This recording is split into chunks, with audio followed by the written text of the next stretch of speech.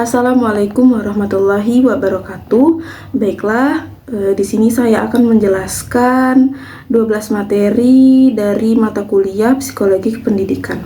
Baiklah, materi yang pertama yaitu Psikologi Pendidikan di era digital. Nah, konsep dasar psikologi pendidikan yaitu ilmu yang mempelajari masalah kejiwaan peserta didik dalam proses pendidikan dan pembelajaran. Nah, studi sistematis tentang proses-proses dan faktor-faktor yang berhubungan dengan pendidikan manusia.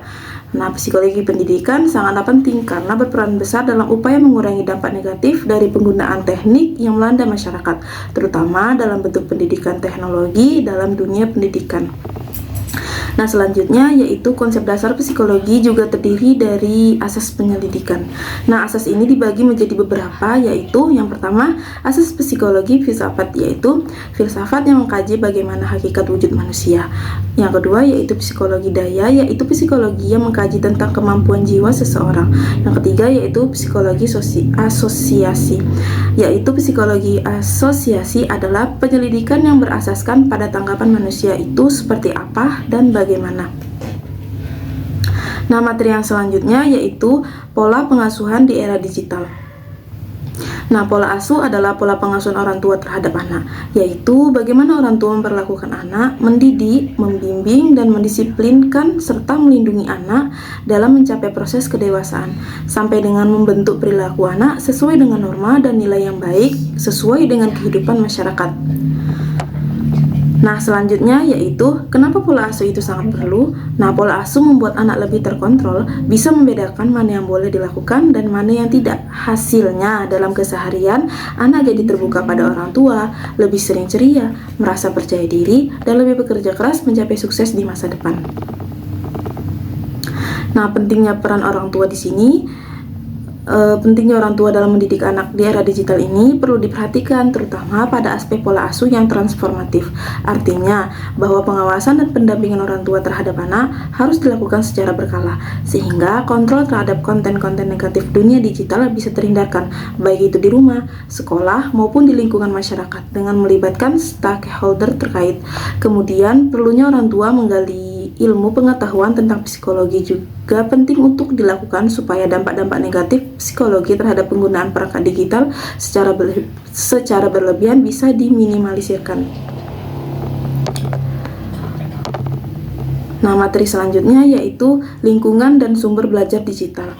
Nah, pembelajaran digital adalah segala jenis pembelajaran yang disertai dengan teknologi atau praktik pengajaran yang memanfaatkan teknologi secara efektif.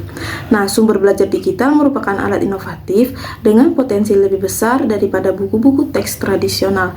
Sumber belajar digital merupakan alat baru yang digunakan dalam pembelajaran serta dibangun di atas pemahaman mereka. Dalam pembelajaran, biasanya peserta didik menggunakannya untuk menyelesaikan tugas-tugas yang diberikan oleh guru. Selanjutnya yaitu manfaat utama dari sumber daya digital adalah yang pertama, kemampuan mereka untuk menyesuaikan pengalaman bagi peserta didik melalui interaktivitas, umpan balik, dan keterlibatan konstruktif. Yang kedua, presentasi dapat bervariasi untuk memenuhi kebutuhan peserta didik melalui urutan yang berbeda, pilihan bahan alternatif, dan dorongan yang bervariasi. Sumber daya digital juga dapat menggabungkan berbagai media menjadi satu cakupan melalui kombinasi teks, video, suara, dan grafis, di mana sumber daya digital menyediakan campuran media. Kriteria evaluasi untuk media tertentu harus dipertimbangkan. Yang keempat yaitu sumber daya digital harus memenuhi pengujian kegunaan dan fungsionalitas. Yang kelima ada kepraktisan sumber daya, misalnya konten, konteks, dan lingkungan belajar yang lebih besar. Materi selanjutnya yaitu problematika psikologi di era digital. Nah, apa itu problematika psikologi? Problematika psikologi adalah suatu masalah yang timbul pada kejiwaan seseorang.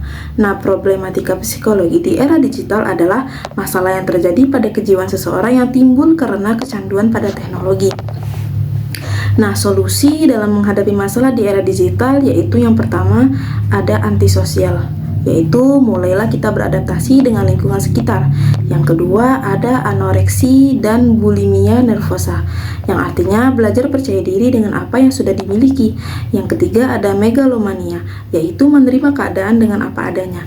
Yang keempat ada nomofobia, yaitu memperbanyak aktivitas tanpa menggunakan gadget. Yang kelima ada gaming disorder, artinya melakukan aktivitas di luar ruangan. Baiklah, materi selanjutnya yaitu dampak psikologis era digital terhadap perilaku mahasiswa. Nah, era digital adalah suatu kondisi, zaman, ataupun kehidupan yang mana seluruh kegiatan yang mendukung kehidupan sudah bisa dipermudah dengan adanya teknologi yang serba canggih.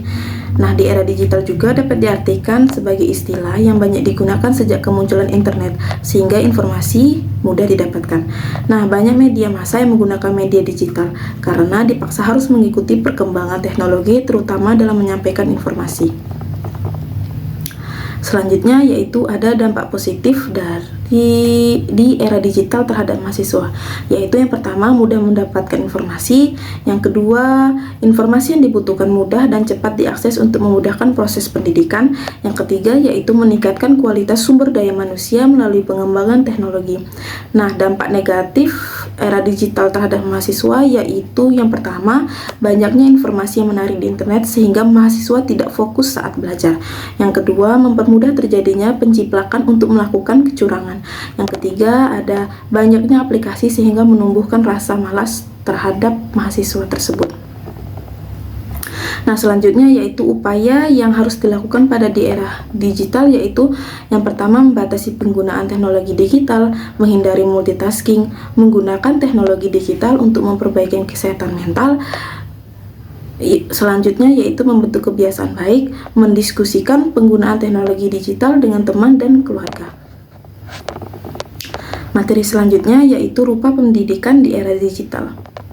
Nah, era digital merupakan suatu masa di mana sebagian besar masyarakat pada era ini menggunakan sistem digital dalam kehidupan sehari-hari.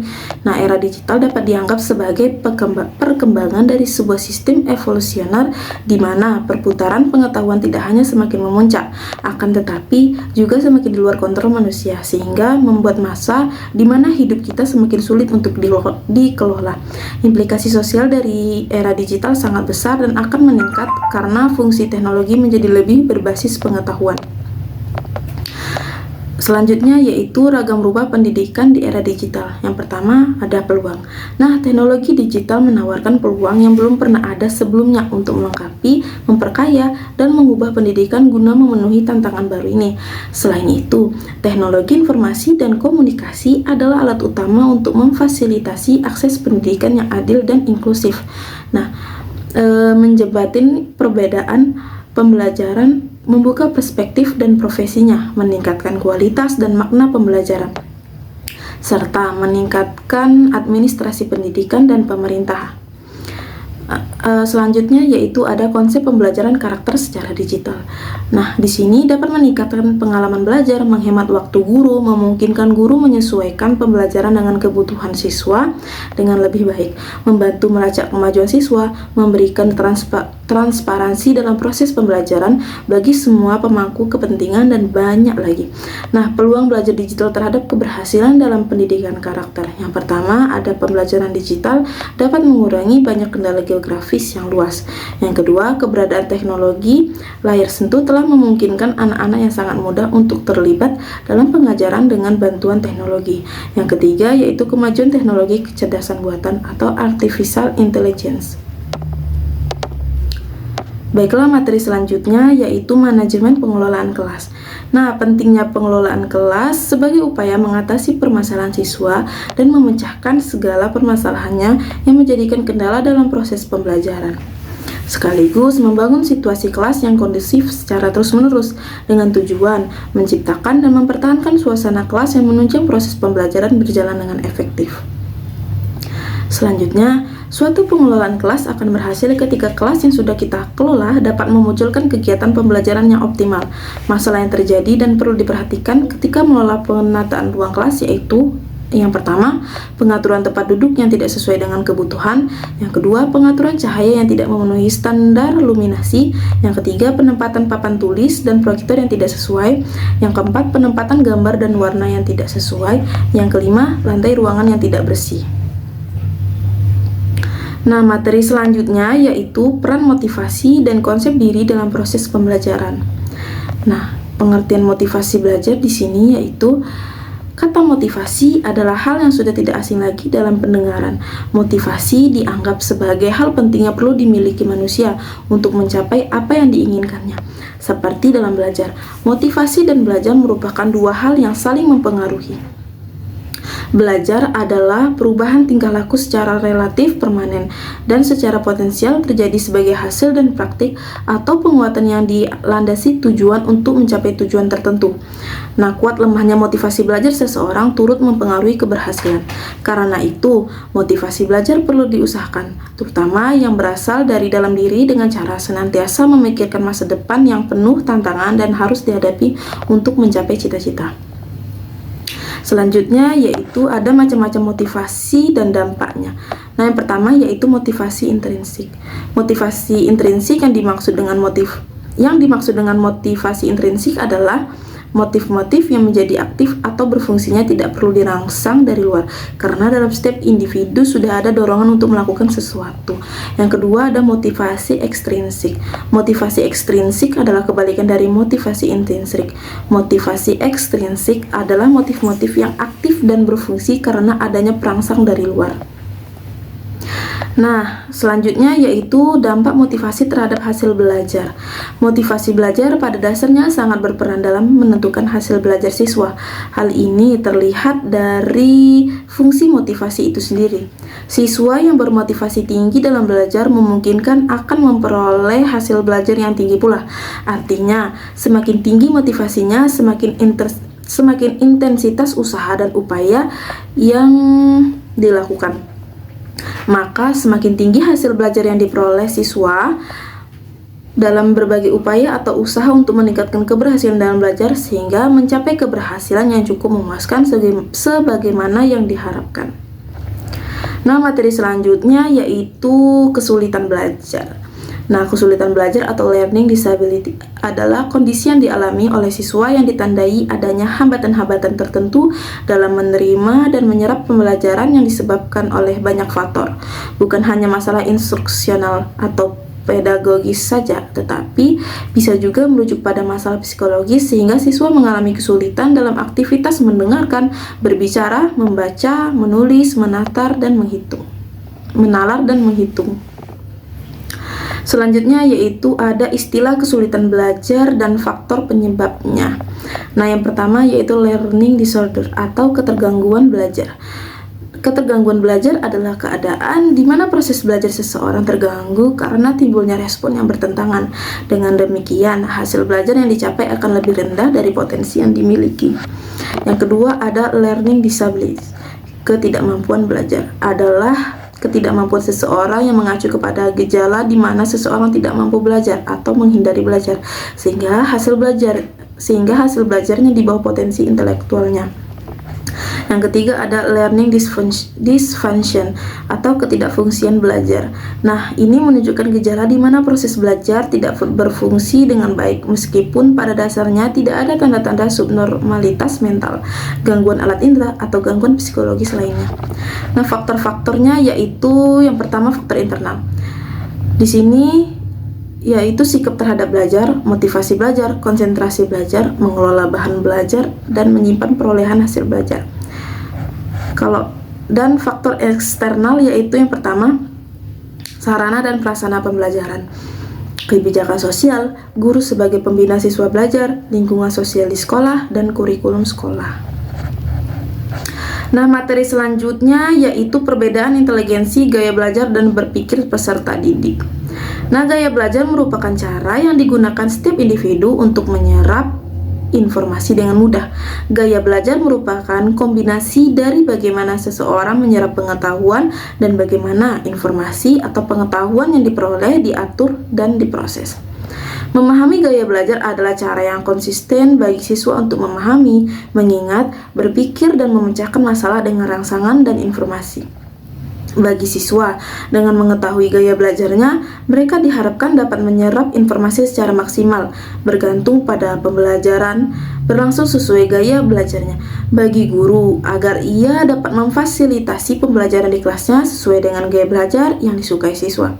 Sedangkan gaya berpikir merupakan cara setiap individu mengatur dan mengolah informasi dengan benar.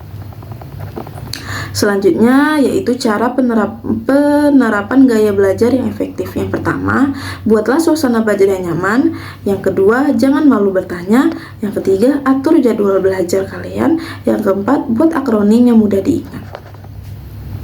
Nah, materi selanjutnya yaitu identifikasi peserta didik yang berkebutuhan khusus dan berbakat. Nah, anak berkebutuhan khusus merupakan anak yang memiliki kekhususan dibandingkan dengan anak normal lainnya.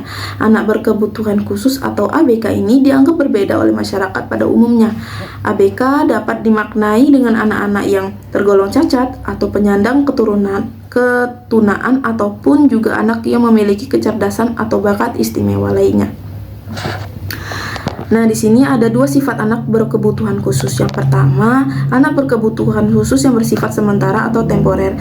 Nah, anak yang berkebutuhan khusus yang bersifat sementara ini adalah anak yang mengalami hambatan belajar dan hambatan perkembangan disebabkan oleh faktor-faktor eksternal. Misalnya, anak yang mengalami gangguan, pengalaman traumatis seperti itu bersifat sementara. Tetapi, apabila anak ini tidak memperoleh intervensi yang tepat, boleh jadi akan menjadi permanen.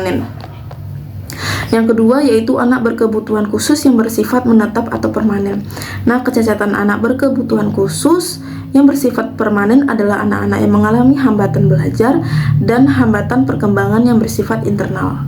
Akibatnya langsung dari kondisi kecacatan. Dengan kata lain, anak berkebutuhan khusus yang bersifat permanen sama artinya dengan anak penyandang kecacatan. Selanjutnya yaitu faktor anak berkebutuhan khusus. Ada dua faktor, yaitu faktor internal dan eksternal. Nah, faktor internal adalah kondisi yang dimiliki anak yang bersangkutan sebagai contoh, seorang anak memiliki kebutuhan khusus dalam belajar karena ia tidak bisa melihat dan tidak bisa mendengar atau tidak mengalami kesulitan untuk bergerak. Keadaan seperti ini biasanya berada pada diri anak yang bersangkutan secara internal. Dengan kata lain, hambatan yang dialami berada di dalam diri anak yang bersangkutan.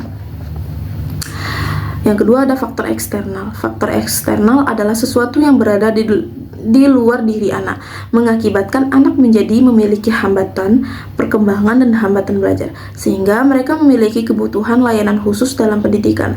Sebagai contoh, seorang anak yang mengalami kekerasan di rumah tangga dalam jangka panjang mengakibatkan anak tersebut kehilangan konsentrasi. Nah, materi selanjutnya yaitu kajian gender dalam kelas. Nah, gender, perbedaan sifat, peran, fungsi, dan status laki-laki dan perempuan dalam kurung termasuk lansia, anak-anak, penyandang disabilitas, dan kelompok rentan yang bukan berdasarkan perbedaan biologis tetapi atas dasar relasi sosial budaya yang dipengaruhi oleh struktur masyarakat yang lebih luas. Jadi, gender merupakan konstruksi sosial budaya dan dapat berubah sesuai perkembangan zaman. Selanjutnya yaitu kesetaraan gender dalam pencapaian hasil belajar. Nah, dari hasil kajian, hubungan gender di sekolah sangat erat kaitannya dengan prestasi belajar di sekolah. Hal ini dibuktikan dengan penelitian yang dilakukan oleh Wardani tahun 2018, mendapatkan bukti bahwa ada pengaruh langsung gender terhadap prestasi belajar siswa. Hal ini dikarenakan perbedaan struktur otak laki-laki dan perempuan berbeda. Efek yang ditimbulkan dari perbedaan struktur otak tersebut adalah perbedaan pola pikir, sehingga banyak kajian menyebutkan bahwa prestasi anak perempuan lebih mempunyai hubungan positif terhadap prestasi belajar dibandingkan dengan anak laki-laki. Nah, siswa laki-laki cenderung lebih aktif dalam pembelajaran, tetapi keaktifannya digunakan untuk membuat keributan di kelas. Sedangkan siswa perempuan cenderung lebih termotivasi untuk mengerjakan tugas-tugas di dalam kelas. Nah, itu saja materi yang dapat saya sampaikan. Saya akhiri. Wassalamualaikum warahmatullahi wabarakatuh.